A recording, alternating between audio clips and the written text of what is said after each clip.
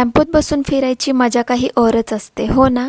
तर कुठे जाते हे सांगणारच आहे. गाव पण जपणारा सण म्हणजेच गावची यात्रा आणि आपल्या मातीशी जोडलेली एक गोड आठवण.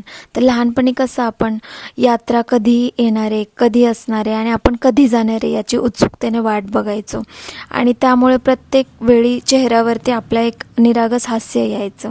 तर गावची यात्रा म्हणजेच आपल्याला मोबाईलपेक्षा सुद्धा मोठं जग आणि मनापासून ते जगलेले क्षण आहेत. आज शहरात सगळं काही मिळतं, परंतु या यात्रेची जादू आहे ना, ती कधीच विसरता येत नाही. कारण गाव, यात्रा आणि इकडची माणसं यामध्येच तर खरं समाधान असतं. अशी आम्ही सगळ्यांनी मिळून यात्रेमध्ये ना खूप मजा केली. निशमने तर सगळ्या राईड्सचा आनंद घेतलेला आहे. इतकं त्याला भारी वाटत होतं ना की बासच. आणि नंतर आम्ही सगळ्यांनी यात्रेमध्ये थोडीफार खरेदी करून आमचा परतीचा प्रवास सुरू केला, तो पण टेम्पोने.